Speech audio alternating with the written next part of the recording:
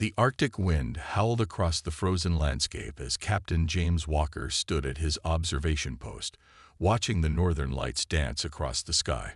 Something wasn't right about those lights tonight. After 15 years of Arctic monitoring duty, he knew every pattern, every color shift. But this was different. Through his thermal binoculars, he noticed a strange distortion in the air, like heat waves rising from hot pavement. Except this was in the middle of a -40-degree night. He checked his instruments again. They showed nothing unusual, but his gut told him otherwise. "Base, this is Walker." He spoke into his radio. "I'm going to check out something strange in Section 7. "Copy that, Captain. Be careful out there. Storm's coming in fast." Walker pulled his thick Arctic gear tighter around himself and started walking toward the distortion. As he got closer, his instruments began to malfunction. First, the compass went haywire. Then his radio crackled with static before dying completely. The hair on the back of his neck stood up, and it wasn't from the cold. That's when he saw it, or rather, saw through it. A massive shape, at least the size of an aircraft carrier, was shimming in and out of visibility. The air around it rippled like water, and occasional flashes of metallic surface showed through what had to be some kind of cloaking technology. Walker had trained for first contact scenarios. Every space defense officer had, ever since humans started seriously exploring space. But all that training felt useless now as he stood before something that shouldn't exist. His heart pounded, but years of military discipline kept him steady. A low hum filled the air, and a section of the invisible ship began to glow. A door was opening. Walker reached for his sidearm, but kept it holstered. If these beings wanted him dead, they could have done it already. The creature that emerged made him question everything he knew about life in the universe. It stood nearly 10 feet tall, covered in what looked like metallic scales that shifted colors in the aurora's light. Its head was adorned with sharp, crystalline structures that seemed to pulse with inner light. But what caught Walker's attention were its eyes, silver, intelligent, and filled with an emotion he never expected to see in an alien: desperation. "Captain James Walker," the creature spoke, its voice a mixture of growls and clicks that somehow formed perfect English. "We have watched you, studied you. You command this monitoring station with honor and care for those under you." Walker's training kicked in. "You have me at a disadvantage. You know my name, but I don't know yours." The creature made a sound that might have been a laugh. "I am called Many Paths by my people. We are the Razor Claws, though that is a rough translation. We have come because we need humanity's help." "Why us?" Walker asked, his breath forming clouds in the frigid air. "And why here, in the middle of nowhere?" Many Paths turned its silver eyes to the sky. "Because you are unique in all the galaxy. We have watched your species protect not only your own young, but the offspring of other creatures. You build sanctuaries for endangered species. You risk your lives to save animals from disaster. No other species we have encountered does this." The alien's scales shifted to a deeper color as it continued. "We are dying, Captain Walker. Not the adults. We are nearly immortal once we reach maturity. But our young, something is killing them. And now our ancient enemies see their chance to wipe us out completely." Walker processed this information carefully. "And you want our help protecting your young?" "Yes. We who have conquered star systems and brought entire civilizations to their knees must humble ourselves to ask protection from a species that has barely left its own planet." Many Paths lowered its head slightly. "But we have seen how fiercely humans fight when protecting the innocent. How creative you become when faced with overwhelming odds. We need these qualities now more than ever." A sudden gust of wind brought stinging snow between them, but neither moved. Walker looked up at the massive alien and made a decision that would change human history forever. "I'll need to contact my superiors," he said firmly, "but I'll help however I can." Many Paths' crystal structures glowed brighter. "Thank you, Captain Walker. Perhaps there is hope for our children after all." The United Nations Security Council chamber had never been so tense. World leaders sat in stunned silence as they watched the hologram floating above the center of the room. It showed a massive Razor Claw ship destroying an entire fleet of warships with frightening ease. The recording ended and Silver Eye, the Razor Claw Queen, stood before them. "That was from our last battle with the Shadow Hunters," she said, her voice echoing in the silent chamber. "We show you this not to threaten, but to help you understand what we face and what we're offering to share with humanity." General Roberts of the U.S. Joint Chiefs stood up. "So you're saying you'll give us this technology if we help protect your young?" "Correct." Silver Eye's scales rippled with a blue light. "But we offer more than weapons. Medical technology that could cure your worst diseases, energy systems that could end your dependence on fossil fuels, and most importantly, membership in the Galactic Alliance." Captain Walker, standing at the back of the room, watched the faces of the world leaders. He had spent the last week with the Razor Claws, learning their story. Their young were dying by the thousands, and the Shadow Hunters were picking off the survivors one by one. "Why should we trust you?" the Chinese representative asked. "Your kind has destroyed entire civilizations. How do we know this isn't a trick?" Silver Eye turned her massive head toward him. "Because we're letting you see us vulnerable. The great Razor Claw Empire, begging humans for help." Her silver eyes swept the room. "We have watched your internet. We know you call us space orcs and murder lizards in your stories. You're not wrong. We are deadly. We are fierce. But we are also parents who cannot protect our children." The room grew quiet again. Walker remembered seeing the Razor Claw nursery ship, the eggs barely surviving in their incubators, the few hatchlings fighting for every breath. It had changed everything he thought he knew about these creatures. "If we agree," the British Prime Minister spoke up, "what exactly would you need from us?" A new hologram appeared, showing plans for a massive facility. "We need a sanctuary," Silver Eye explained, "hidden in your Rocky Mountains. Your planet's magnetic field helps mask our young from Shadow Hunter sensors. We need human guardians, trained to care for our hatchlings, and we need your scientists to help find a cure for what's killing them." "And if we refuse?" someone asked. "Then we leave," Silver Eye said simply. "We find another way. And humanity continues alone in the galaxy, unprotected from what's out there." She gestured to the window, where her massive ship hung in the sky like a second moon. The Secretary General cleared his throat. "We will need time to discuss this." "Time is the one thing we don't have." Silver Eye's scales darkened. "The Shadow Hunters are coming. They tracked us to your solar system. When they arrive, they will not care about human neutrality. They will destroy anything that stands between them and our young." Walker stepped forward, knowing he was breaking protocol.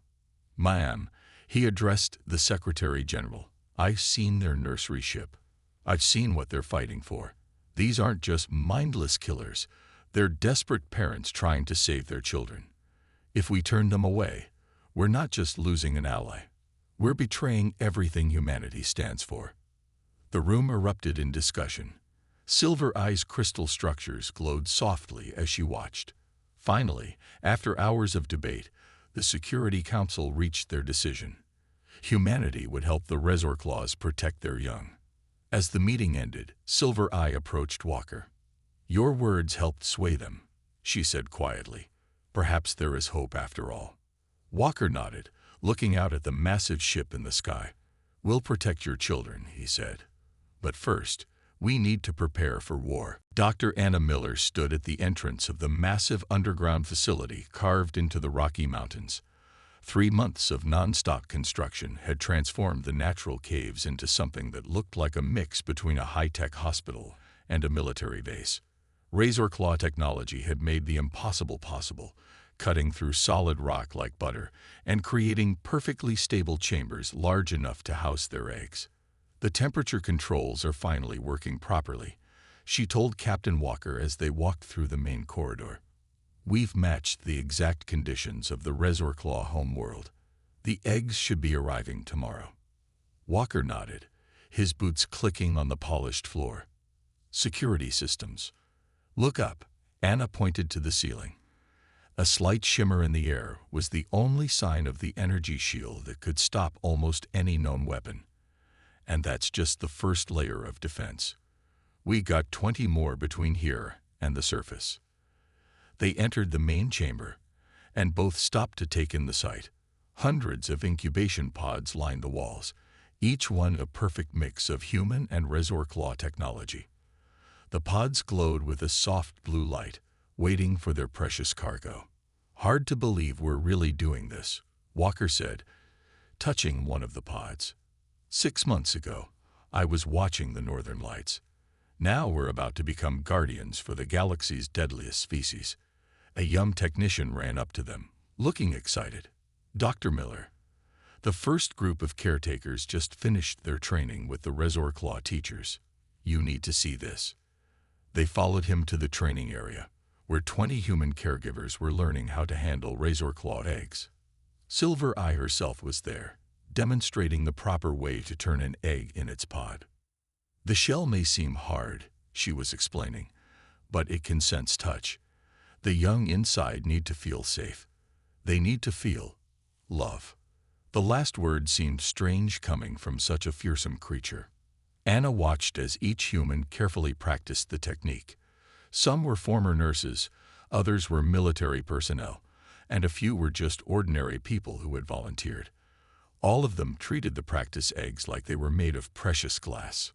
Remarkable, Silver Eye said, approaching Anna and Walker.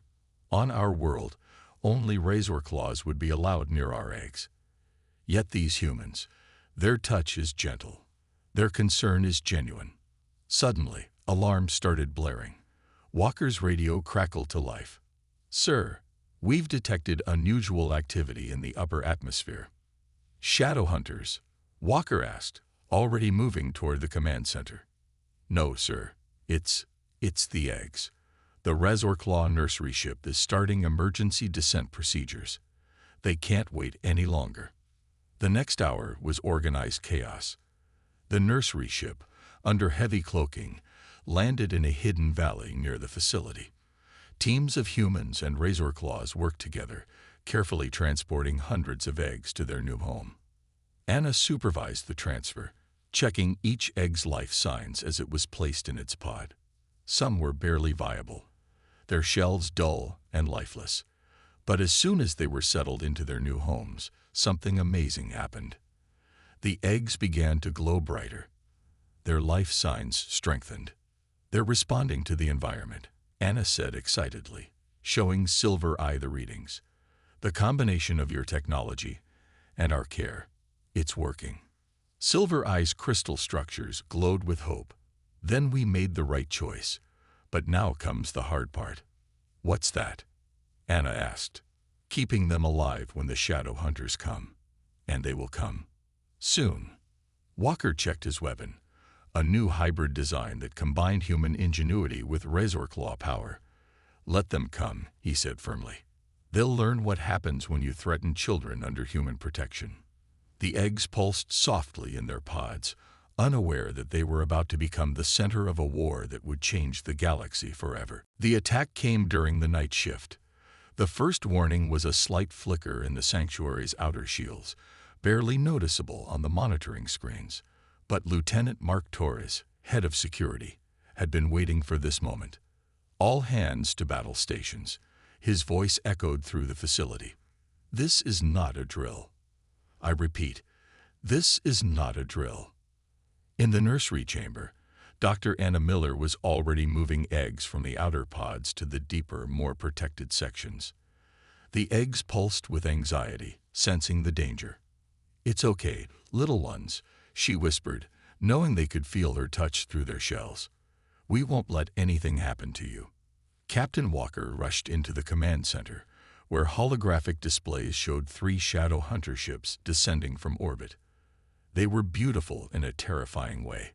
Sleek black vessels that seemed to swallow light itself. How did they get past our early warning systems? He demanded.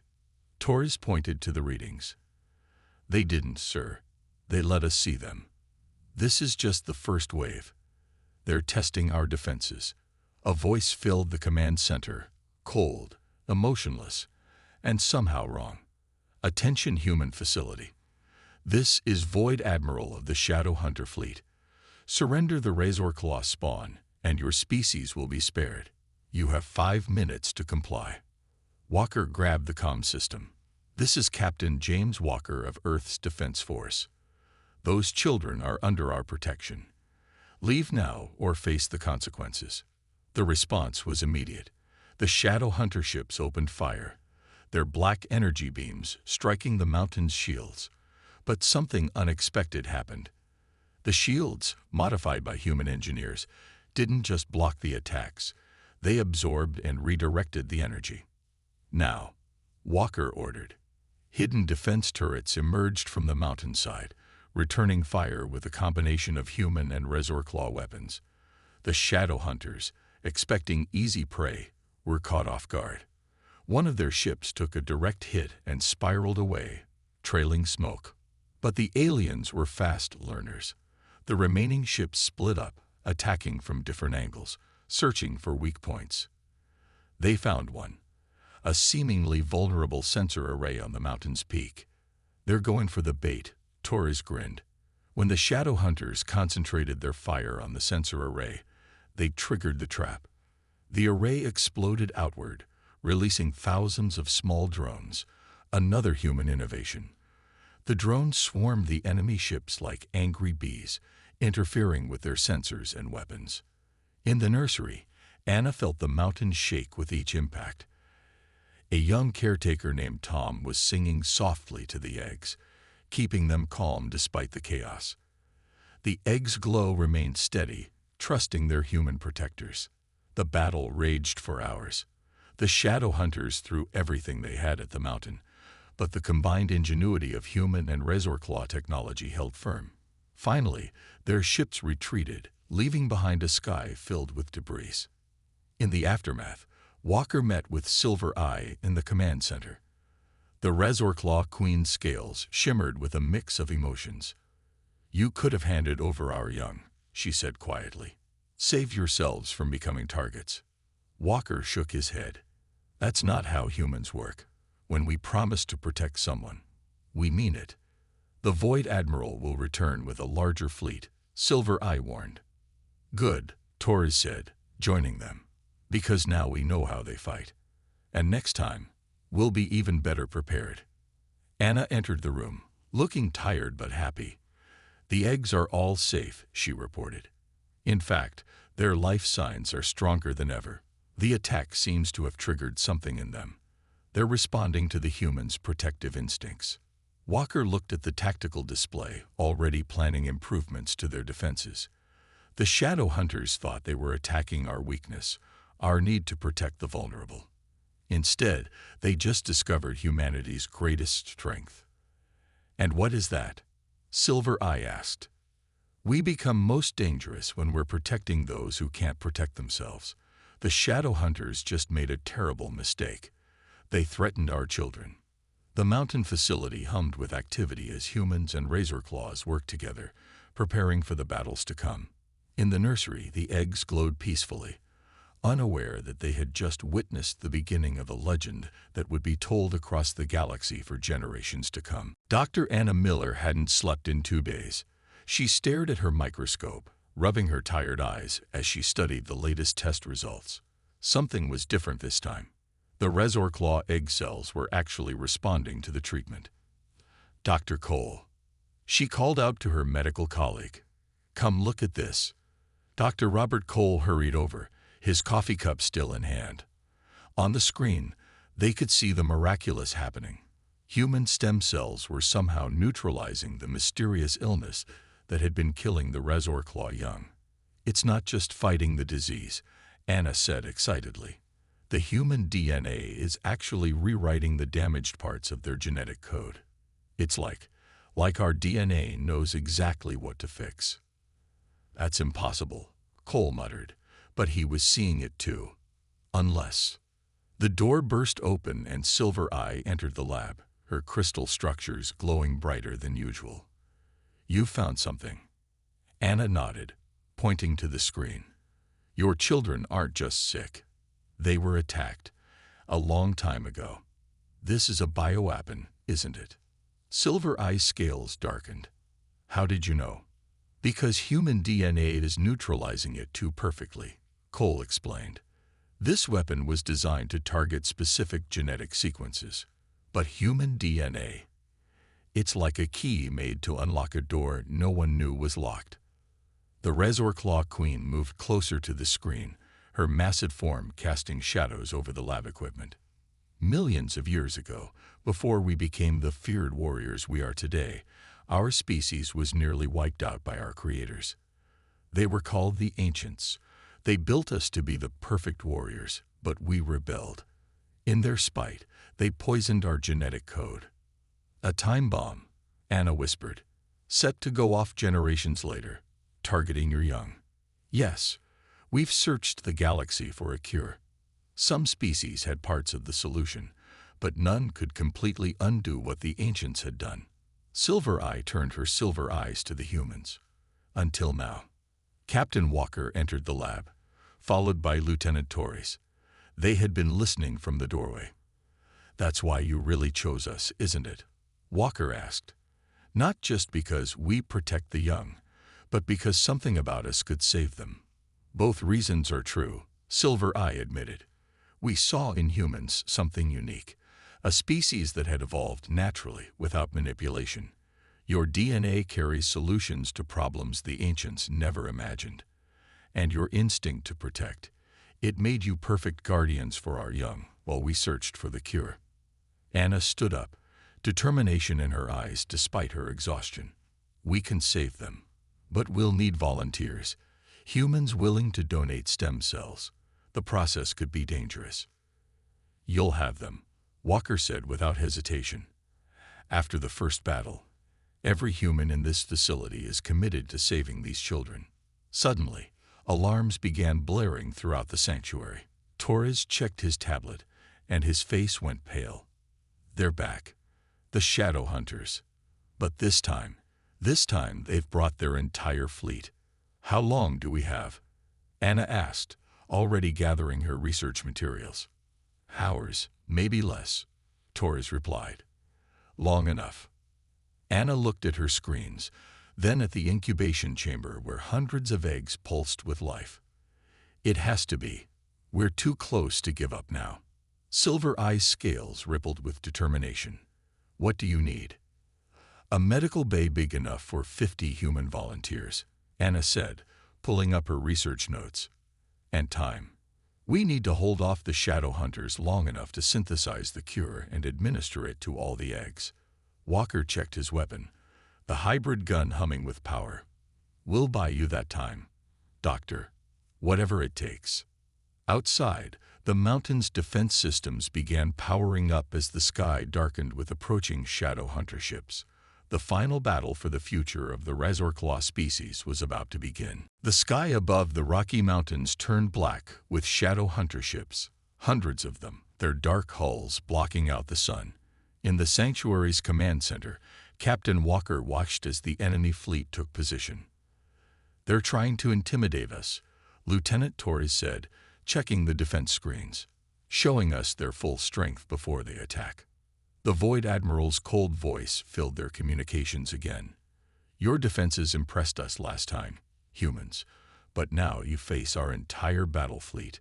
Surrender the eggs, and we may still spare your world. Walker looked around the command room. Human and Razorclaw operators worked side by side, preparing for the fight of their lives. In the medical bay below, 50 human volunteers were already giving their DNA to Dr. Miller's team, helping create the cure that could save the Razorclaw species. You know our answer, Walker replied to the Void Admiral. These children are under our protection. If you want them, you'll have to kill every last one of us. The attack began with a fury that shook the mountain to its foundations. Thousands of black energy beams struck their shields simultaneously. The sanctuary's power systems groaned under the assault. Shields holding at 80%. Torres shouted over the noise. Activating countermeasures. The mountain's defense systems came alive. Hybrid weapons, combining human targeting systems with Razor Claw energy technology, opened fire. The drone swarms launched, now upgraded with better jamming capabilities. But the shadow hunters were prepared this time. They're using some kind of anti-drone field. Torres reported as hundreds of drones fell from the sky. Walker grabbed his radio. "Dr. Miller, what's your status?" In the medical bay, Anna worked frantically with her team. The cure was being synthesized, but they needed more time. 20 minutes, she responded. "Just give us 20 minutes." The battle reached new levels of intensity. The shadow hunters deployed ground troops, their dark armor making them almost invisible as they scaled the mountain. But the human defenders were ready. "Remember your training," Walker shouted as he led a team to defend the upper entrance. The hybrid weapons proved devastatingly effective against the shadow hunter armor. Years of playing video games had prepared the human soldiers for combat in 3 dimensions, making them unpredictable and deadly. Silver Eye fought alongside the humans, her crystal structures glowing with battle fury. "They did not expect this," she said as she tore through a group of attackers. "They thought humans would be weak, easily frightened." "Their mistake," Torres grinned, using his modified weapon to take down a shadow hunter dropship. In the nursery chamber, the eggs began to pulse with a strange light. The human caretakers, still singing and talking to their charges even during the battle, noticed it first. The eggs were responding to the conflict, drawing strength from their protectors' determination.